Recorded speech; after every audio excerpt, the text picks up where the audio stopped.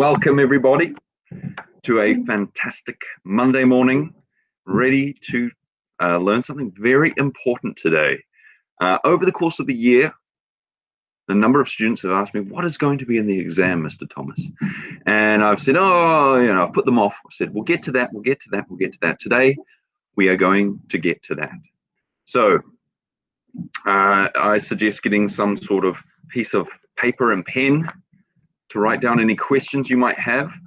And at the end of this little explanation of the first of our externals, I'm going to give you guys the opportunity to ask lots of questions, and I hope that you will, because I'm going to record this, and obviously I'm going to post this on Schoology. The other class is going to see this, hopefully, and I suspect they'll probably have a lot of the same questions.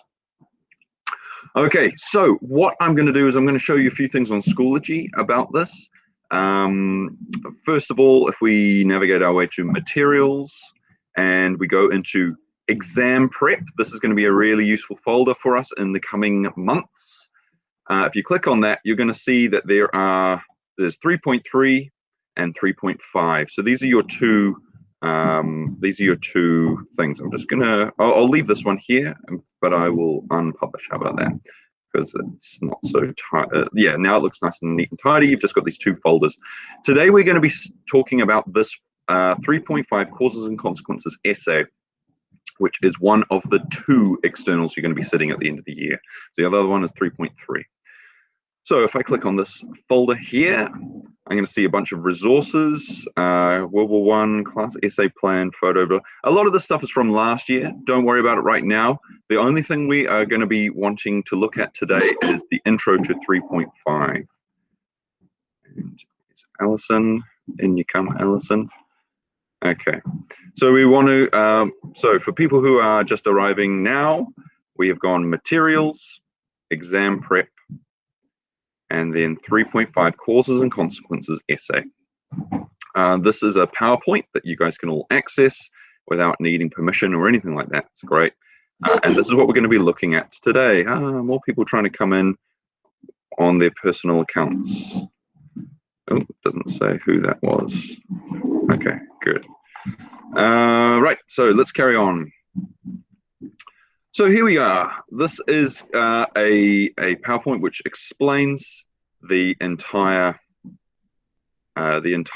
standard from start to finish, and how to write the essay, and pretty much all that you need to know. It doesn't have much in the way of examples though, so we will talk a little bit more about some examples, particularly looking at essay questions towards the end of this. I'm going to try and keep this very focused today. Not very long because it's quite boring, but it's obviously very important. So let's try and stay focused on that. And again, if you have any questions, write them down and I'll get you guys to pop them in the chat at the end if I haven't already answered them. So the name of this, the official title for this is 91438, History 3.5. I'll often refer to it as 3.5 or the causes and consequences essay. So you are to analyze the causes and consequences of an historical event. It is worth 6 credits. So you know you're gonna have to work for this one. It's worth 6 credits. That said, it's an external. So pretty much every external should be doable within 1 hour. You're gonna get a little bit more than 1 hour to work on this. So that's it's pretty good value for money. 6 credits for this external. Make sure you really do try this for this one. So what do you have to do in this assessment? Well, there's 3 parts to this. You were to analyze the causes and consequences of a historical event you've chosen in the form of an essay. You need to include appropriate evidence and proper essay format. So these are the 3 things you're going to be marked on. Are you analyzing the causes and consequences? Great. Are you supporting your points with evidence? Great. And have you done it in a good essay format? Great. Oh, sweet. You've done all those things really, really well. You get an excellence. That's nice. So let's move on. What do you actually need to do to get an excellence? I mentioned doing those 3 things really, really well. Well, what does really, really well mean? The word comprehensive is often used to assess if you've actually done those 3 things really well. So to comprehensively analyze, it means to evaluate the causes and consequences of a historical event to support well-considered judgments that demonstrate understanding of the complexity of the causes and consequences. Now, analyzing, when we talk about analyzing, usually we are talking about making some sort of judgment, right? But when we're talking about the causes and consequences of an event, how can we make a judgment? Aren't we just describing? We're just saying what happened, what caused this event to happen and what happened as a result. Doesn't sound like much analyzing.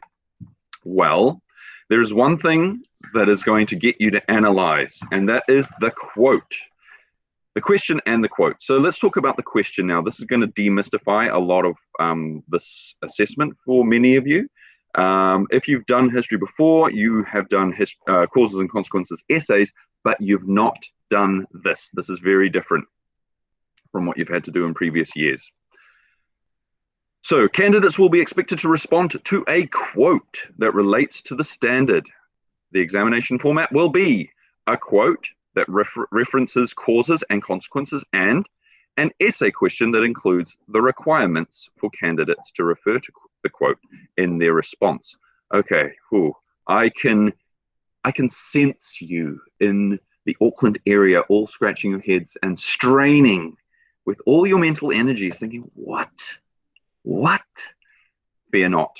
I will unpack and explain all of this. And probably the easiest way is to actually look at an example of what this essay question could look like. So here's what it might look like in the exam. They have these boxes, very boring font, etc., etc. But it says here, these are the instructions. Write an essay on one significant historical event that you have studied. So that means you get to choose any event. Obviously, it has to be a historical event, and a historical event is obviously something that was significant. So the causes and consequences of you visiting the dairy, yes, okay, that was an event. It happened in the past, but it's not really a historical event. It's not significant to anyone apart from you. So you're going to be probably focusing on something like the origins of World War I. So World War I is an event, the causes and consequences of World War I. We did that in quite a lot of detail at the beginning of the year. You might like to choose your New Zealand context topic that you studied. Conversion to Christianity is a really good one for doing causes and consequences on. The Musket Wars you could look at. The Boyd incident, maybe even. Not as easy as those other two. Or the French Revolution or the fall of the Bastille that we've just been looking at. The whole focus of that topic has been this essay. So we're going to talk about that a little bit more later this week. How to package this, your essay in accordance with one of those events. But anyway, so you choose your event. You should probably already know before you go into the exam which event you're going to be doing, and write your chosen historical event in the box below, blah, blah, blah, blah, blah. Then the essay task, or the question. So this is what we were just referring to on this slide, the question. It's a two-part thing, and you can see right here, we've got two parts to our question. First of all, you get given a quote, and here's an example of a quote, of the type of quote you might be given. This is obviously from a person called Kendall F. Person. Doesn't really matter too much who they are, but if you know who the person is, like I don't know who Kendall F. Person is, I doubt any of you do. If you know who the person is, you might want to talk about their background or their perspective, but let's focus on the quote itself. The challenge is in identifying the cause. The effect identifies itself. So they're making some sort of statement. What you need to do is decide, do you agree or disagree with this statement? And that is what you are going to be analyzing. So remember, analyzing, you're making a judgment. Your judgment is going to be true or false, the statement, right? It could be somewhere in between, but you probably want to come down on one side or the other to some degree. And we'll talk more about that in a second. But let's look at the actual wording of the question. Analyze the causes and effects of a historical event. So sometimes they won't use consequences, sometimes they use the word effects, sometimes they'll use outcomes, they'll use all sorts of different words, but really they're always going to be referring to causes and effects, or causes and consequences. And then second part of the question is, to what extent are the causes more difficult to identify than the effects? That is referring to the quote, isn't it? Now, in more recent examples that we're going to look at later, they might just simply say, to what extent do you agree or disagree with Kendall F. Person's statement that the challenge is identifying the cause, the effect identifies itself. This question is always going to link back to that quote. So, to summarize, you're going to get given a quote, then a question, and your task is to analyze your event that you've chosen and the causes and consequences of that event through the lens of this quote, and how much this quote is actually true when it comes to your event that you've chosen. So we'll look at a few more examples of questions and quotes in a little bit at the end of this presentation. But hopefully you're starting to get an idea of what this essay is going to be about. It's not, I mean, it could be simpler, couldn't it? But actually, I feel like this is much better than just saying, can you please tell us about the causes and consequences of your event? This actually gives you something to analyze. It gives you something to think, is this person correct, or are they wrong? Especially when it comes to the fall of the Bastille, or Māori conversion to Christianity, or World War I. Okay, let's continue. So when you get given your exam booklet, you'll open it up. You'll have this question like that. And then you are going to have a planning page. There's an example of a planning page. Very inspiring, isn't it? But you are really required to do planning. Some people just skip it, and you can get an excellence for skipping it. But I require you to do planning because it really does help you. Why do we do planning? Well, one of the reasons is that it's going to help you get all of this information, all these ideas that are just pinging around in your brain. It's going to get you to jot them down on paper, get them out of your head, so that you can come back and refer to this planning page later on, and you won't miss anything. The other reason is sometimes if you're an edge case, if you're on the borderline between merit and excellence or something like that, the marker might come back and look at your planning to see if that will convince them to put you up or down or whatever. So if you've put no planning, then they're probably just going to put you down if you're on the borderline. So please do planning. It is very, very useful. Anyway, let's continue. So, responding to the question. Now, one of the big things that I got straight up front to emphasize is using keywords from the question. This goes back to Year 9 English, and I taught some of you Year 9 English.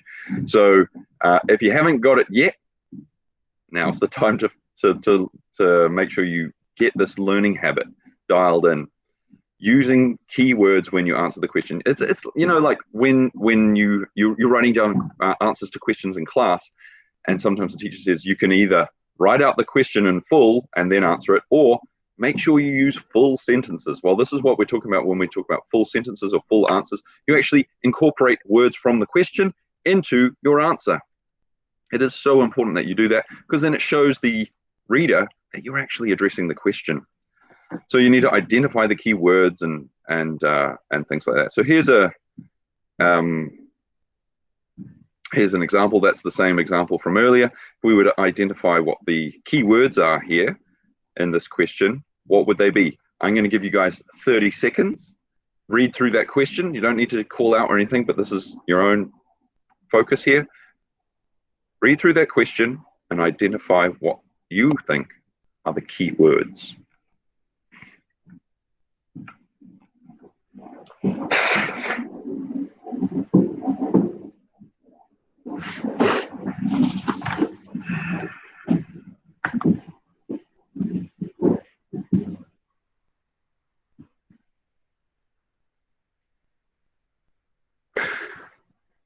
Okay, hopefully that's been enough time. If I were doing this activity, I would have said that analyze is a keyword, very important. That's telling you what you need to do, and what you are doing that to are the causes and effects. You could put the event, but analyze causes and effects. That's the most important words from that first sentence. And then the second sentence, extent is a very key word here. To what extent? How much is this person correct? How much causes? Difficult, identify effects. So I I mean, I'm not going to do a caveman impersonation, but I quite often say, if you were a caveman, if you were pretending to be a caveman and you were trying to say this sentence, these are the words you'd use. So, like me hungry, that communicates perfectly, doesn't it? So if you could, if you take out all the unnecessary words, you end up with extent, causes, difficult identified effects. Okay. So these are by the way, just to reiterate, those are the words that you should actually appear in your answer as well.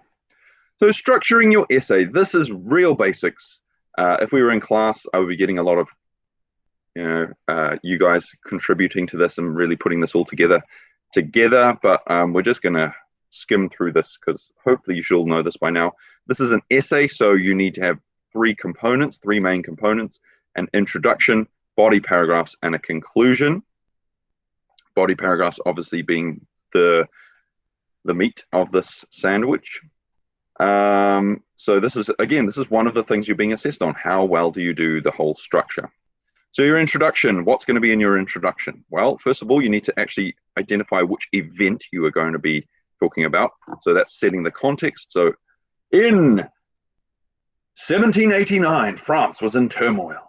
So straight away we've identified where and when this event was happening. Then follow that up with, this would ultimately lead to the fall of the Bastille, a prison in the middle of Paris and a symbol of the king's authority. That's pretty simple. 2 sentences. We've set the context. We know exactly what is happening in this event. So say what the event is, where, when, etc. I would like you guys to make sure you incorporate the quote, refer to the quote in your introduction. So again, an example could be, Kendall F. Person asserts that the causes of this event are more difficult to identify than the consequences, and that the consequences identify themselves. However, in the case of the fall of the Bastille, this is not as simple as it may seem, or something like that, and then you want to identify what the outline key points for both parts of the question. So in other words, the causes and the consequences. So this is where you would actually summarize what the causes are of this event. So the causes of the fall of the Bastille stem from the financial crisis and let's say and the Enlightenment or something like that. So we've got 2 main causes, and then the consequences would or the resulting effects would be the dismantling of the Ancien regime and the spread of the revolution to the rest of France. Boom, there's our introduction. We've done it. So it doesn't need to be super complex, but it does need to address these three points. Okay, aim to make it 6 to 8 sentences long, blah, blah, blah, blah. So here is an example of a good introduction. This is maybe a little bit too long, but this is on World War I. So let's read this first passage. In 1914, a war arose across continental Europe that would result in the deaths of 37 million people and eventually come to be known as World War I. So they're doing that first bit, setting the context. The causes of this great war are still highly debated, and Kendall F. Person's contention that the challenge is in identifying the cause rings very true. However, so they've addressed the quote. They're saying that it's true. They're saying that this quote is true. But they're also saying that it's not as simple as that. So now they're actually introducing us to their causes. However, increased militarism and the growing belief in social Darwinism linked to nationalism are 2 complex causes that may go some way toward offering an explanation. These circumstances created the necessary attitudes, tensions, and trappings for war to occur. The short-term effects of World War I, so now they're summarizing their consequences, are, as Person contends, much easier to identify, although the long-term effects do not as readily identify themselves. So they're not just saying, yes, Person's 100% correct, it's an open and shut case. They're saying, yeah, Person's there is evidence to suggest that Person is correct, but it's not always that simple. The long-term effects do not as readily identify themselves until you take a wider view. da da da da da da da da. Okay, so then they summarize their long-term effects as well.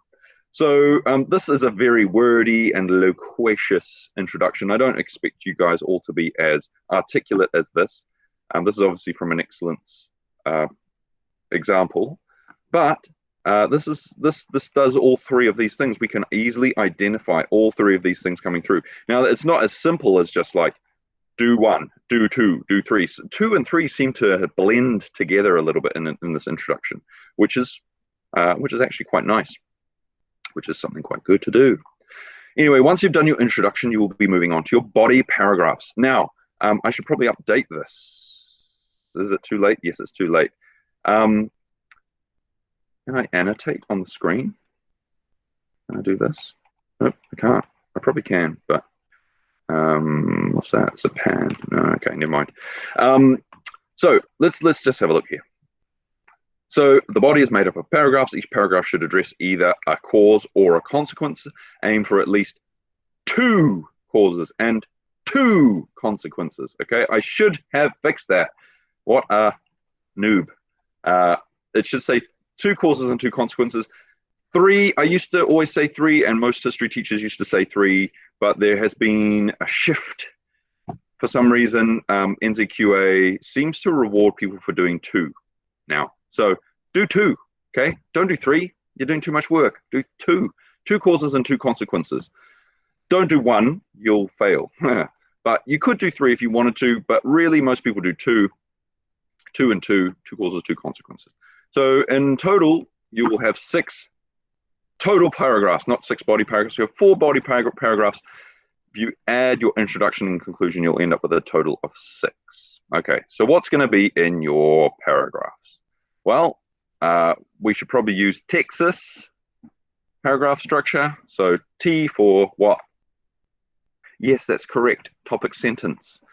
I've put it here just an opening sentence. This needs to clearly identify the idea. So is it a cause you're talking about, or is it a consequence? And you are going to talk about, yeah. And then you need to expand on that point. So that these are the real basics. If we could break our Texas down into just 2 sections, it would be opening sentence and expand on your opening point. But it is surprising how many students still just start. They just plunge into their paragraph without any introductory sentence. That's what your opening sentence, your topic sentence is. It's introducing the reader to the next point that you're making. It doesn't need to be flowery. It doesn't need to be long. It could be real simple. It could be as simple as another cause of World War I was nationalism, full stop. That is a fine topic sentence. But so often students just forget. They forget to do that. So don't forget. Don't forget to do your opening sentence. And then you can, oh, look at this. This is not very good, is it? It's all derailed. Expand on your opening point. So this is your explanation, your examples, your analysis, and your synthesis, or your tie back to the rest of to that opening sentence. What's the other word? I've heard synthesis used, but what? Summary. I think it's summary. So summarize your point, your paragraph at the end. We'll talk more about this when we get back to class and we start practicing this, but as an intro. So it says, while you are explaining your opening statement in more depth, you must provide evidence to support yourself, such as dates, quotes, blah, blah, blah, blah, blah. But you also need, and I think this might be cut off at the bottom of this, this bit here, you also need to link back to the quote in this. In each body paragraph, you need to be analyzing the quote and how much does this cause agree with the quote? How much does this consequence agree with the quote? To what extent? How much? Then you're going to finally come to your conclusion. And here I've got a 3-step guide to writing a conclusion. This is probably the only place where you can repeat yourself, is outlining your main points again. So in conclusion, as we have seen, World War I was caused by a combination of da-da-da and da-da-da. The effects were blah, blah, blah, and blah, blah, blah. And then you want to get into reinforcing your judgments on the quote. So you actually want to spend a little bit of time here giving your final judgment. Was, on the quote, was Kendall F. Person right, or were they wrong? and you can discuss this. You don't want to just say they were right or they were wrong. You need to justify.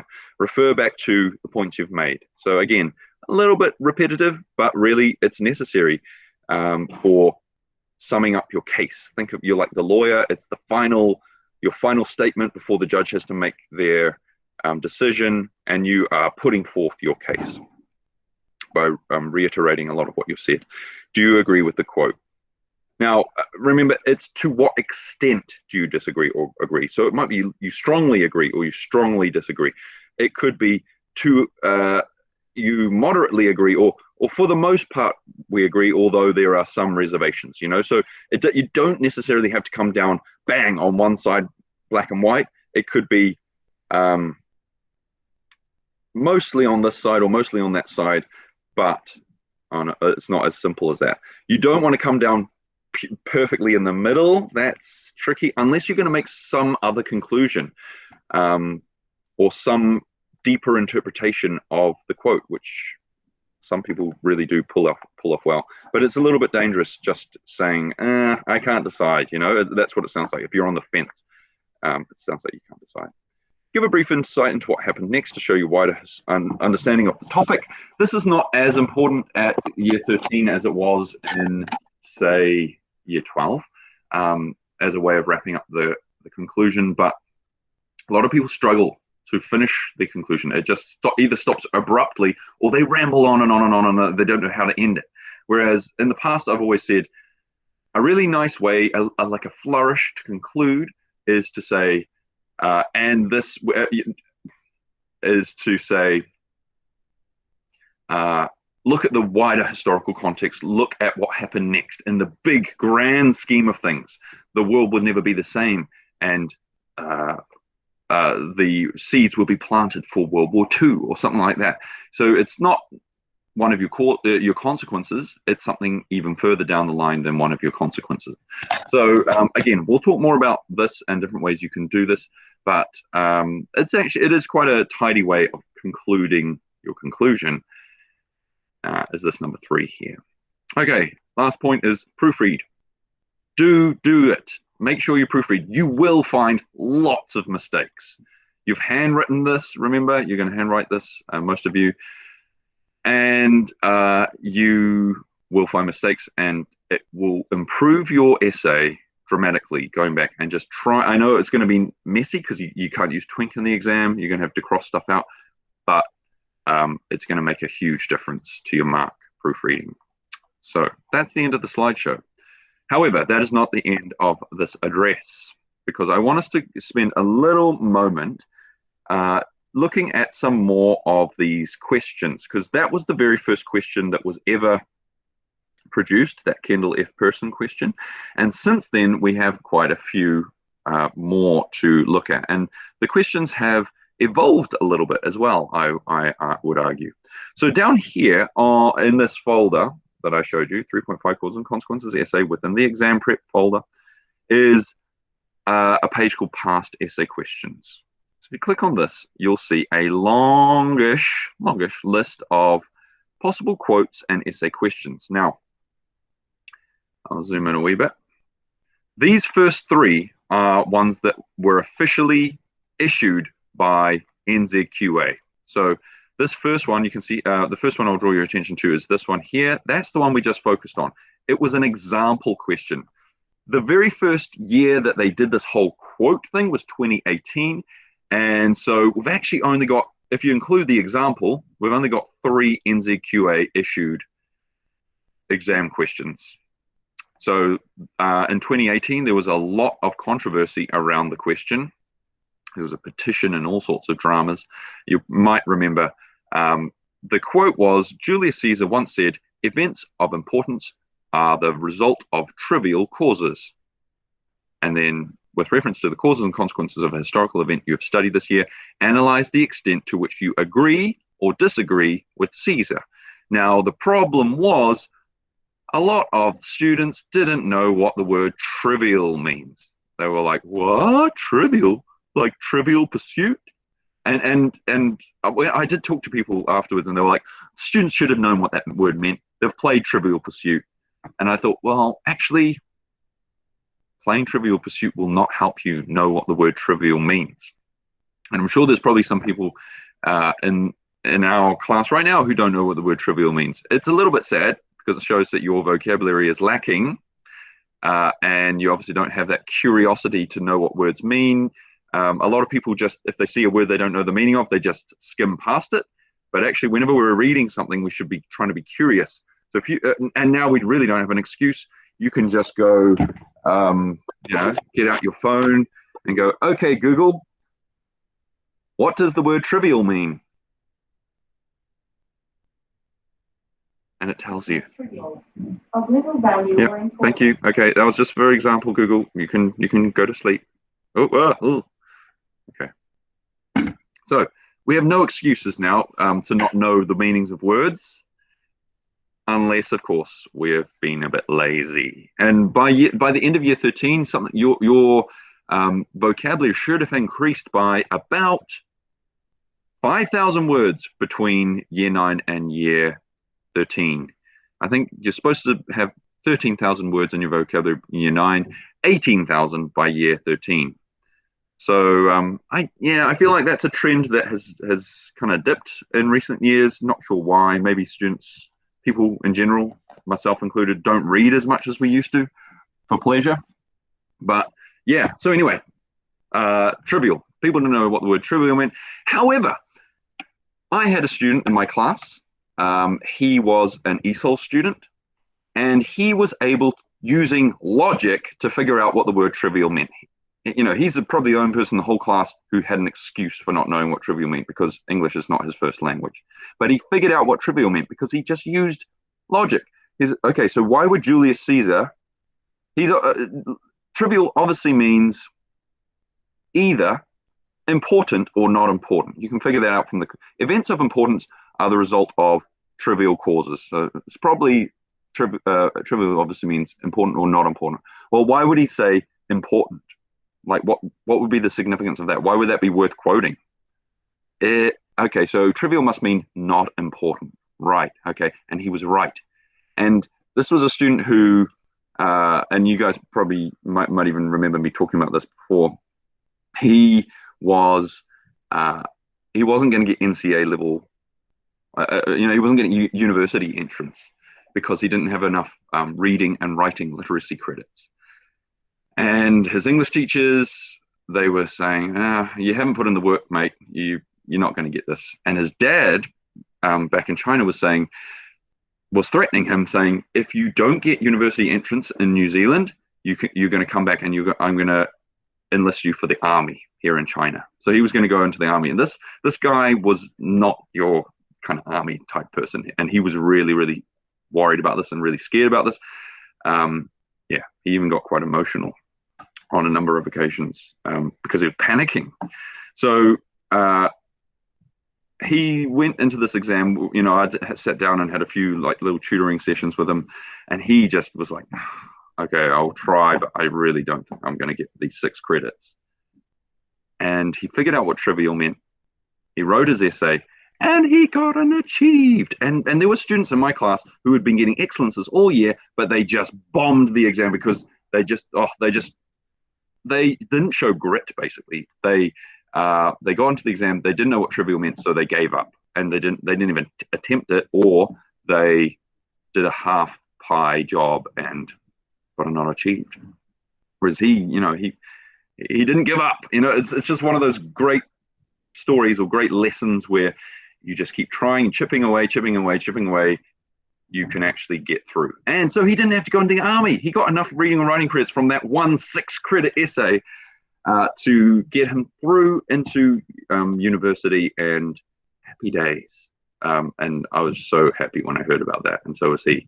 And it was we had this slightly smug stick it to the English department moment. Don't repeat that. Anyway, and it was awesome. It was awesome. So I do have fond memories of this essay question. Anyway, we can actually, if by examining that essay question and then the 2019 essay question, we can start to see a trend occurring and the type of questions that get asked. So in 2019, a little bit similar. Doug Cooper, an American writer of literary fiction, once wrote, cause and effect are rarely directly related. Cause and effect are rarely directly related. So that's what he's saying.